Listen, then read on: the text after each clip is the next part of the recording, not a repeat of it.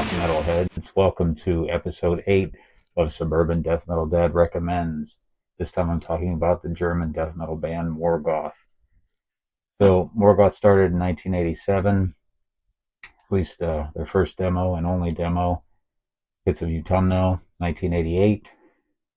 Pretty decent demo, sounds pretty good, and there's some songs on there that didn't make it to any full length, so might be worth checking out if you're into the band. So, next release was the EP Resurrection Absurd in 1989. It's a pretty good album. Great song on there called Selected Killing, and as well there's some great tracks like Dictated Deliverance and The Travel. And then going on into 1990, they released another EP called The Eternal Fall, another killer release. And production on this one's a little bit of a step up from the last one. Opening track, Burn Identity, very, very great song, as well as The Pits of Utumno, another good one on that release. And then it was sometime between this last EP and their debut full-length, Cursed, in 1991 that I first heard the band. I picked up a cassette with the 2 EPs on it, and yeah, I was definitely into it. Good sounding death metal, really great leads, great atmosphere, some acoustic parts, always like that.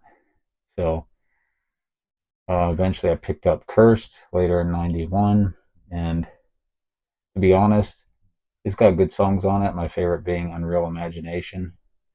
And but the production for me was a little bit flat, and actually so far up to this point, my favorite release would have been the Eternal Fall EP. Like I said, still good songs, just didn't really care for the production.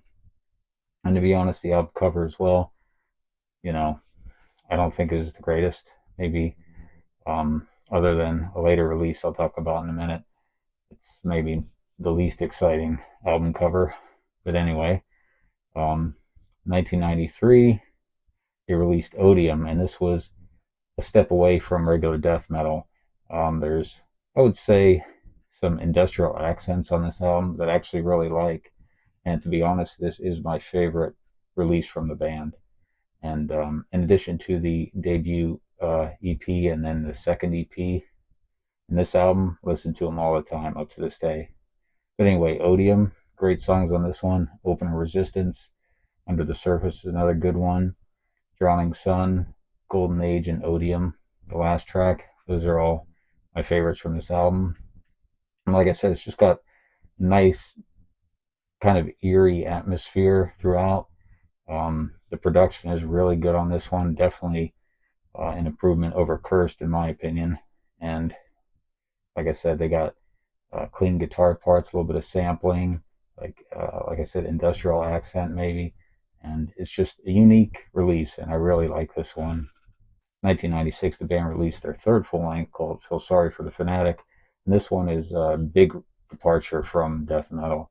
Yeah, it's even maybe categorized more as a rock album, I would say, or some kind of alternative metal. And I like the first 2 tracks on the album, This Fantastic Decade and Last Laugh. I do like those songs, but overall, probably my least favorite release in their catalog.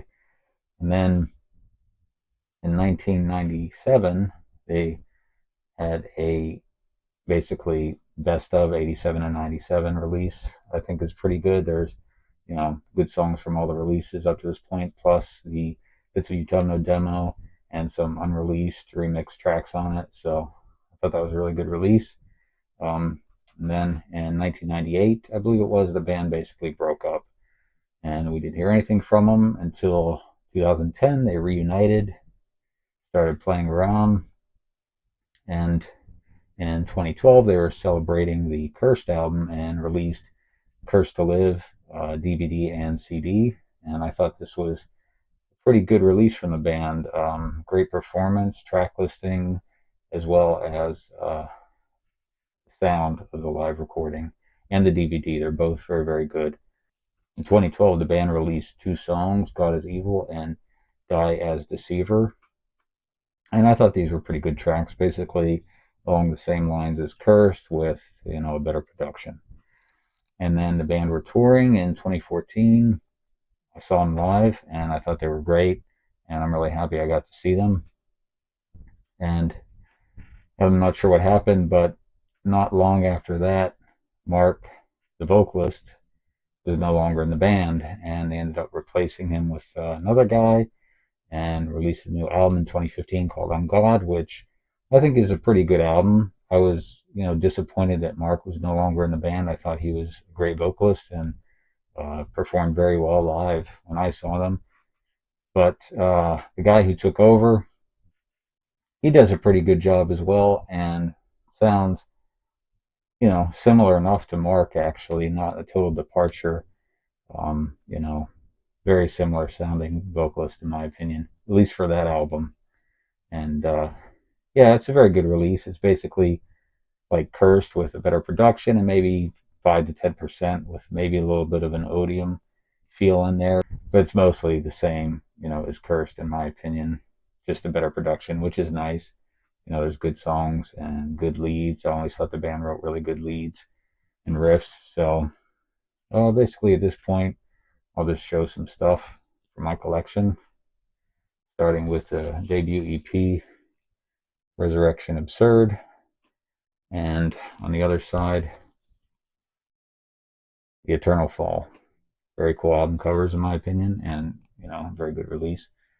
And next up, the first full-length Cursed.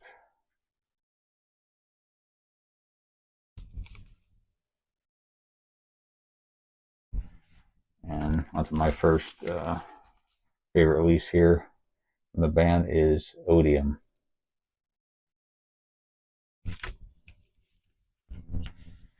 And the last vinyl I have is Feel Sorry for the Fanatic.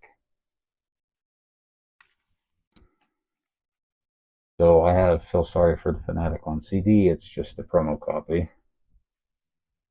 Like I said, my least favorite, although there are a couple songs in there I like. And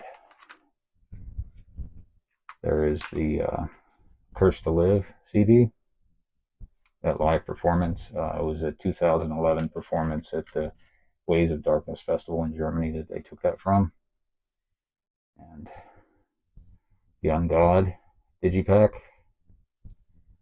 Like I said, it's a pretty good release. It's Morgoth, in my opinion. Nothing different. If you like Cursed, it's a good release, in my opinion. And then that basically a best of 87 to 97 with some, great songs from all the releases, plus some, like I said, a remix, unreleased tracks, and then the Bits of Utah demo in there. So, and some videos as well. The Curse to Live DVD, and this one has the Curse to Live CD and another CD from another show. So, great package, in my opinion. Worth having if you're a fan. And something a little bit different, but ties into the band, is a book from the artist that did the Resurrection Absurd and the Eternal Fall EP covers. And it's a nice book. Axel Herman, the artist, and he also did covers for Early Unleashed, Grave, Asphyx, and there's some stuff in this book from works that he's done that I've never seen before. So anyway, yeah, that pretty much takes care of Morgoth, and I'll see you in the next one. Thanks.